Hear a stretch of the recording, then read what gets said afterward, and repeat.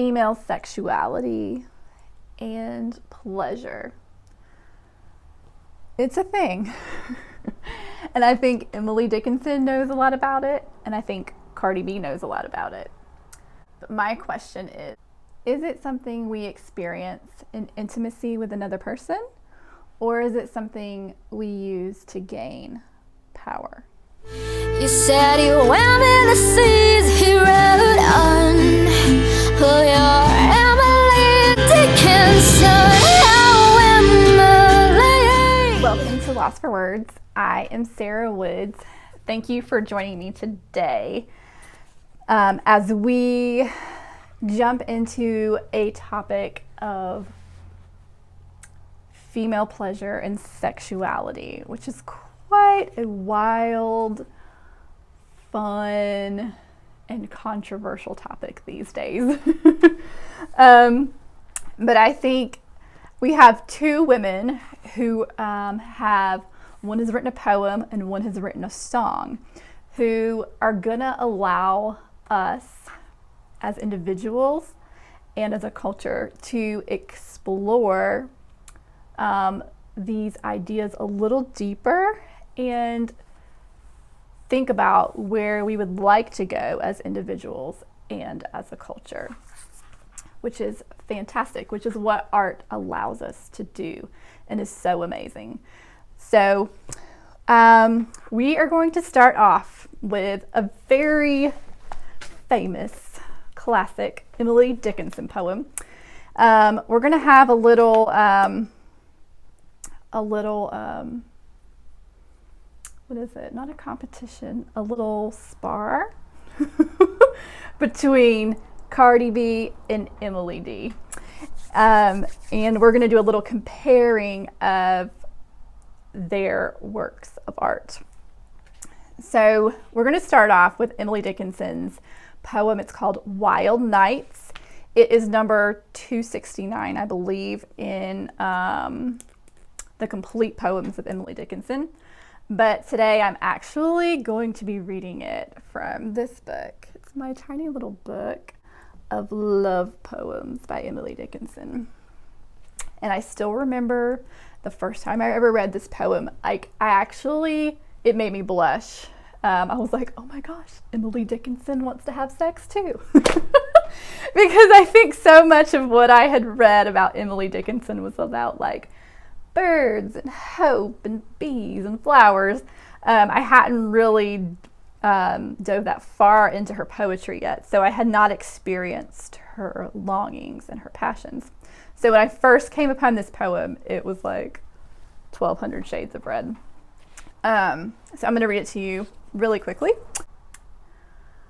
Wild nights, were I with thee. Wild nights should be our luxury. Futile the winds to a heart in port, done with the compass, done with the chart. Rowing in Eden, the sea, might I but more tonight in thee. Woo! Where's my fan? Yeah, there we go. So Emily, can you imagine her? She's in her room. Emily's just that girl that you imagine in her room, laying in bed, pining away for some soul that she loves and is longing for. And this night when she's writing this poem, she is longing with like a passion that she can feel in her body and her heart, like a longing for this person. And like it's not lacking love, but it goes beyond love, because she is craving something like, she says, wild nights, were I with thee. Wild nights would be our luxury. So she is like craving something, that she is craving this like loss of, is it inhibitions? Like she just wants to like let loose. She wants to be free. She wants to experience something passionate with this person. she's like, were I with thee, we would go wild, which is just funny. She says, futile the winds to a heart in port, done with the compass, done with the chart. So futile, when I looked it up, it means pointless. Like the winds are pointless. I am not going anywhere. I am in port, which is like a safe place of harbor for boats, I believe. She says you can just like imagine her like throwing the compass in the air, throwing the charts in the air. And she's like, I'm done with all this planning and following the rules. And she's like, me and you tonight, it's about to get wild. It's about to get wild, Emily Dickinson style. And she says, rowing in Eden, the sea, might I but moor tonight in thee. And I believe to moor is like where you put your anchor down in like shallower waters, and it's like parking. She's like, I want to park in you. But I don't know, this poem is full of passion, full of a longing for, it seems to be one person that she's longing for. And she's just imagining that if they were to come together, it would just be like, she says, the rowing in Eden, the sea, might I but moor tonight in thee. It's almost like she's comparing it. Eden is like heaven. You imagine this time, Eden was when, everybody like was still naked and like not ashamed. There was fruit on all the trees. You were at peace with God. You could talk to all the animals and they didn't want to kill you or eat you. So it's like this heavenly place, this very free place where everything hasn't been tarnished or ruined.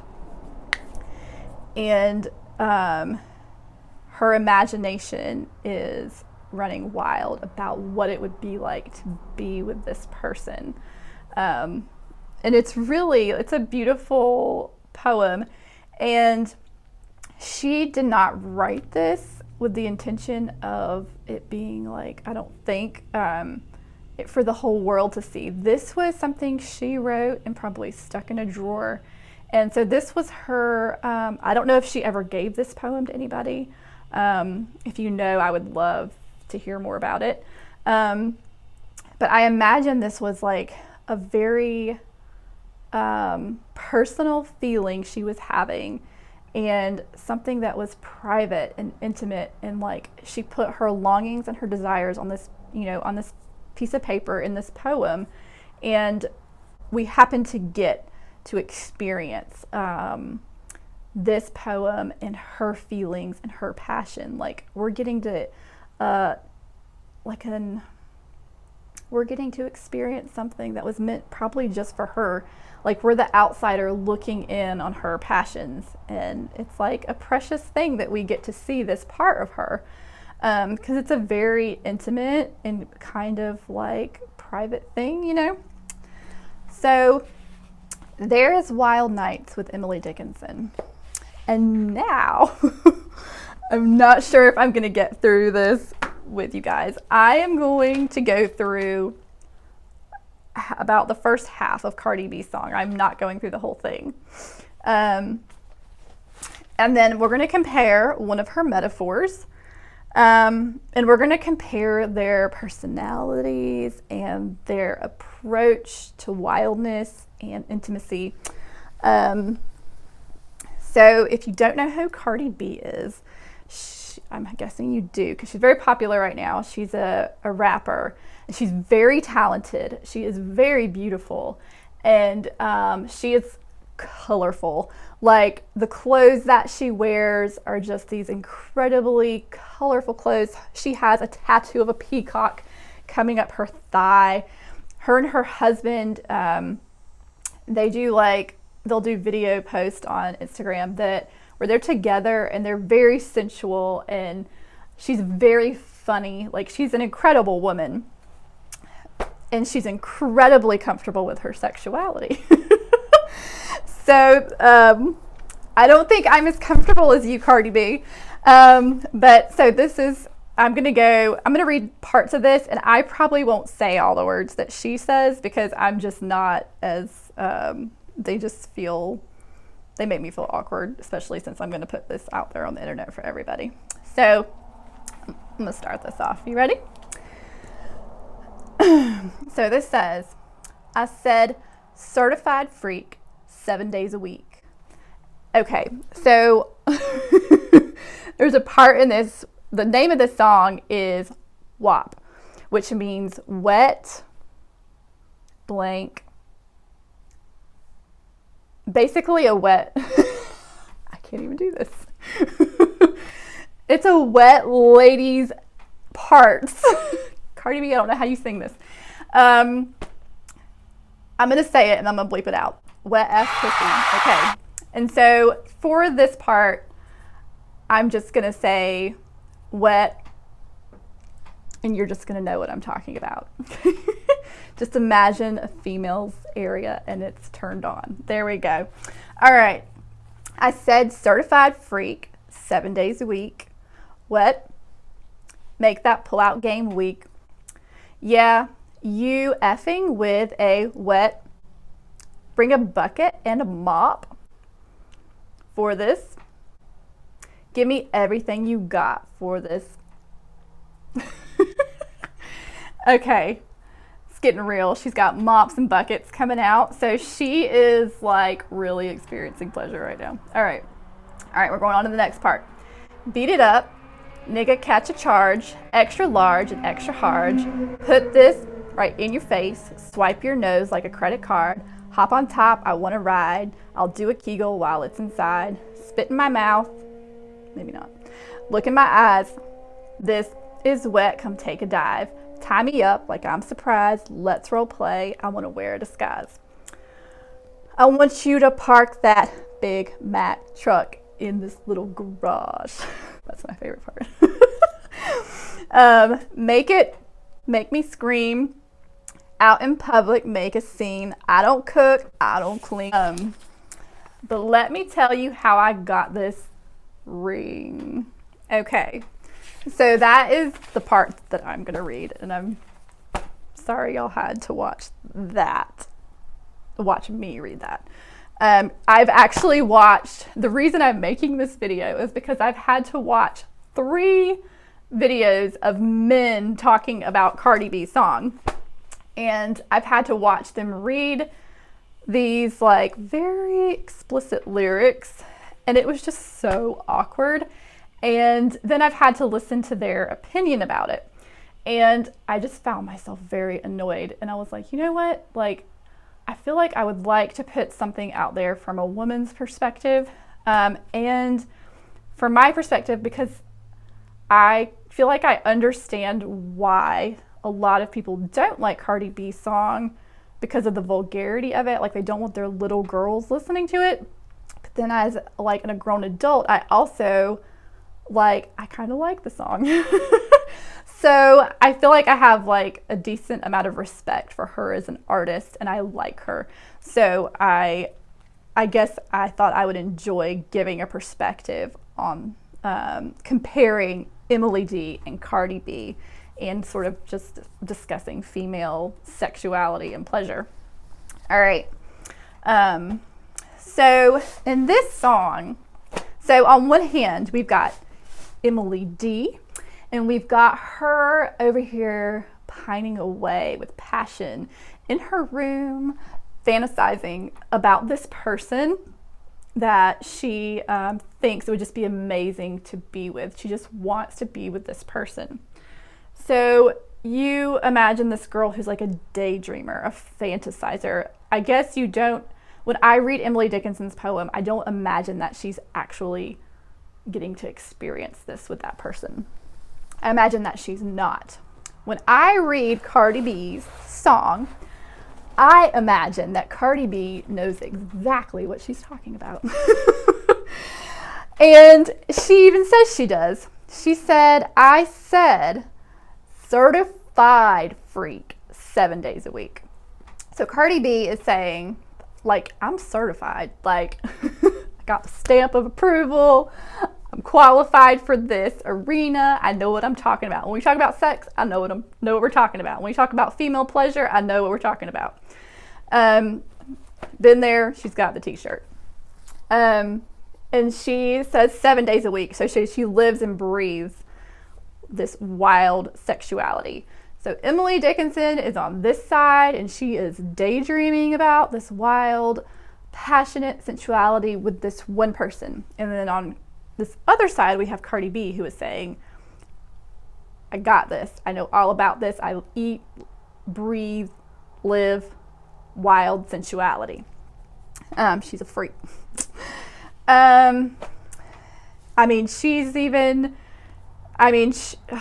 She describes her body as just like the WAP, the wet. And then she says, bring a bucket and a mop. She's like, bring everything you got. Like, her whole body lives to be like turned on. Like, her body knows what to do. Like, she's got it going on. So now she moves on, and she says, she starts talking to this male, and she says, nigga, catch a charge, extra large, extra hard. So she starts telling us what she wants from a male. She's like, I got this. I'm sexual. I'm sensual. I'm a freak. And she's like, now I'm going to tell you what I want from you. She starts describing the man that she wants to like be with, this and experience all this wild stuff, all this wild sensuality with. She starts telling him what she wants to do with her lady parts. And then she wants, and all the things she wants to do. I'm not going to read it again. But I feel like there was one metaphor that she had in the middle of all of this that I feel like compared to Emily Dickinson. So Emily Dickinson, she's describing herself as a boat, and like this person that she wants is like she's docking in the sea with, like in a port, and she's like safe, and she's safe there from the storms, and she wants to just go wild in port. You know what I mean? But there's still that sense of like a vehicle. We got the boat, and it's parked, it's moored. So over here with Cardi B, she says, I want you to park that big bag truck in this little garage. So you have to remember, I'm like the whitest white girl. Like, I'll pull out like white girl moves when I dance. So like when I try to rap this, it's going to sound terrible.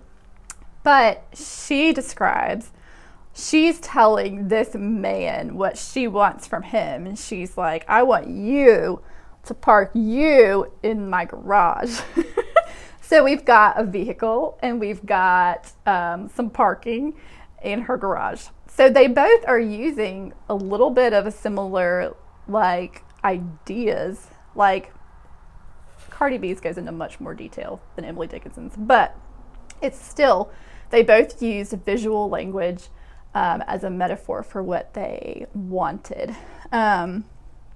So the only thing is, though, the thing that I want to kind of compare a little bit is that Emily Dickinson, it seems to me that she is craving this wild night with one person for the soul experience of experiencing like heaven and Eden, and experiencing letting loose her inhibitions with this person. It feels to me like it's more about something intimate with this other person.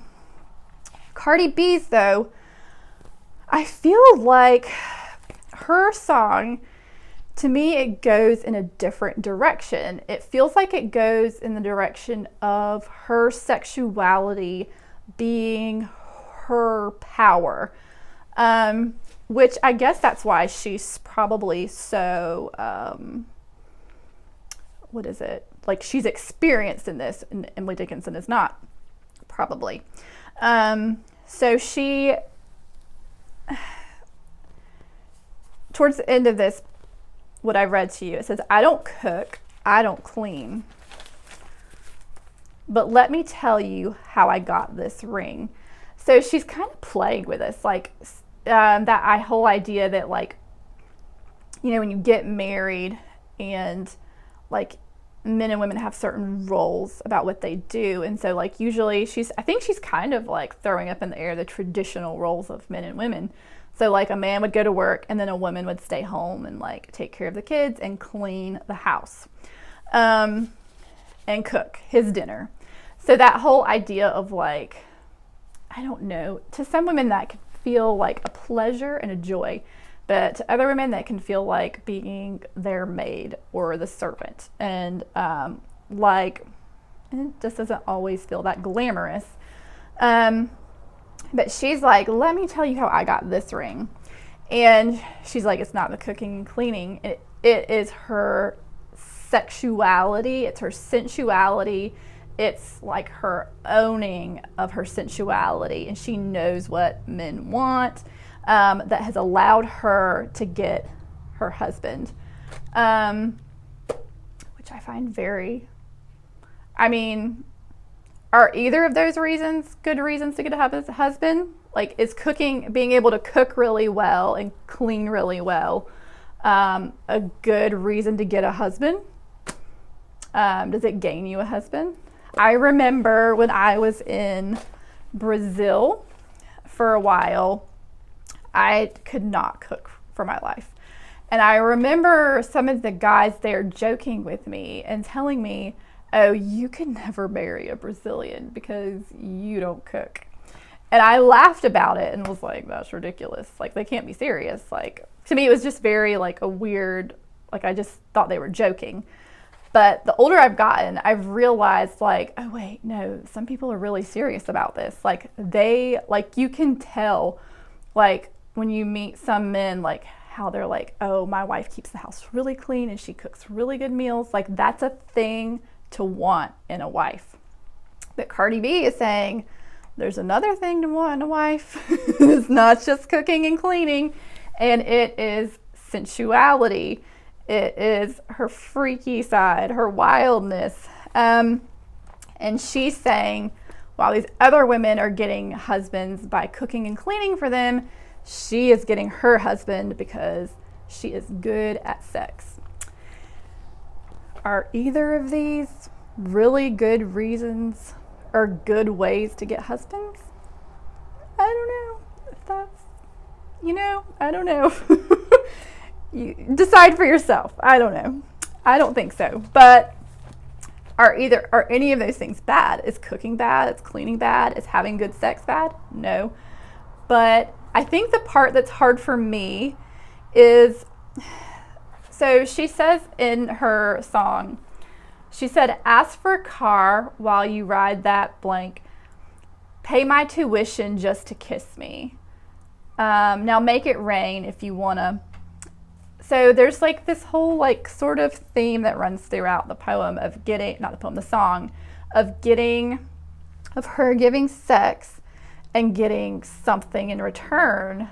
And that thing in return isn't intimacy, it isn't love, it isn't more connection, it is a car, it's a tuition, and money.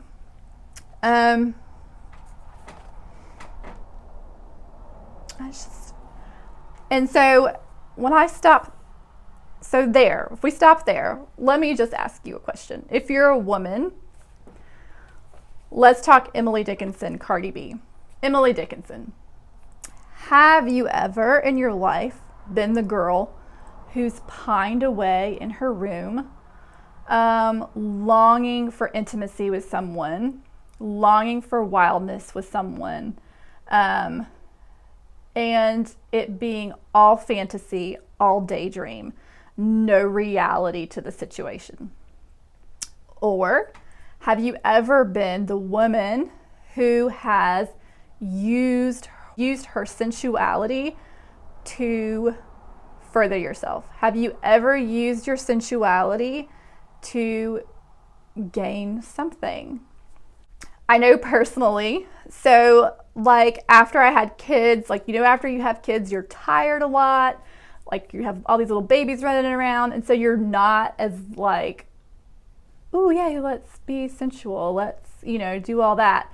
A lot of times you're just really tired.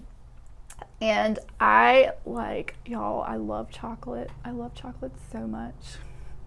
And I remember at this time in my life, like every night at like 8 o'clock, I would crave chocolate like it was terrible. And my husband, he was craving other things. And I'm over here like exhausted, but I was like, I remember being like, if you go get me some chocolate, because I would never keep it in the house, because if I kept it in the house, I would eat too much of it. So I was like, if you run to the store and get me some chocolate, we can. So I'm like, I was using my sensuality as bargaining power for chocolate. So I'm just like asking you to think about in your life, you might have completely different situations. Like you might have used it like for real, like with somebody who wasn't your husband, like for money. I have no idea. Like the world's a crazy place. There's a lot of like hard times. There's a lot of like people like sometimes we need something that we don't have, and we do things that we wouldn't normally do to get what we need. So I guess the thing I wanted to get out of reading both of these, and the thing I wanted us to explore was, I guess I wanted us to take it and do like, and kind of turn it around and do like some self-reflection, instead of like looking out at the culture and being like, you're bad, your sexuality's bad, you're a prude, you know nothing about sex. Like, instead of like judging, like, you know, like how religion does sex, how the music industry does sex, how magazines and the TV does sex, and like kind of turn it around and look at ourselves and be like, whoa. Got a lot of voices out there like telling us like how we should be experiencing our sexuality, how we should be, and telling us that sexuality is our power, and like we have to exploit ourselves in order to be free. So I guess, and a lot of it I'm really not buying, honestly, but I guess I wanted us to turn it around and self-reflect and think about our own sensuality, and whether it is something that is our sensuality, something that we cultivate along with intimacy and connection with another person, like where we're growing something and we're like getting to know someone and let our fears down with another person, like where you're like really getting to be free with somebody you like love and want to grow with. Or is sensuality something that you use to get what you want? And then I guess a third question would be like, are you somebody who is like, who has love and connection but is like afraid of their own sensuality? Like, do you let yourself go with your sensuality? I don't know. There's lots of questions you could ask. And I feel like poetry and music and art allow us to, like, they're kind of a reflection of our time and like the world that we live in. And so a lot of people, I feel like, judge Cardi B's song and are just like, this is, and they're, I don't know, they just say all this stuff. And I feel like there's a lot of men talking about it. And I guess it just makes me want women to like step back and think about like what they really want. Do they really want, like, is that what they want from their sensuality? Is my sensuality just a bargaining chip to get a husband? Is my cooking and cleaning just a bargaining chip to get a husband? Is my sensuality like my bargaining tool to get a better job? Is it a bargaining tool to get chocolate? I mean, is that all it is? Like, I don't know. I just feel like sex is so much more than that, and it has so much more potential than that, and the potential for so much more richness and beauty and, like, I don't know, and wildness and excitement. But, like, can't it be so much more than this girl pining away in her room, or this other woman who is using it to, like, succeed in life and to, like, bargain with to get what she wants? Like, is there an alternative for sex, for sensuality, for female pleasure? Is there a place for it that it can, like, grow into something that's, like, beautiful between two people? I don't know. This is all just to get people to think and question, and it was kind of fun to do because I love Emily Dickinson, and I actually really like Cardi B. I think they're both very different women, but still both very interesting and, like, unique women who have really, like, neat perspectives on the world. So that being said, I actually don't really want to hear if you think Cardi B's song is bad and terrible for our culture. I think the thing I would love more is people to take this and self-reflect on their own sensuality and what you want it to manifest as, like, what you want from it. I don't know. Anyways, thank you for joining me on Lost for Words, and I will see you again next week. Instead, he went in the seas, he rode on. Well, that's just you. You're Emily Dickinson.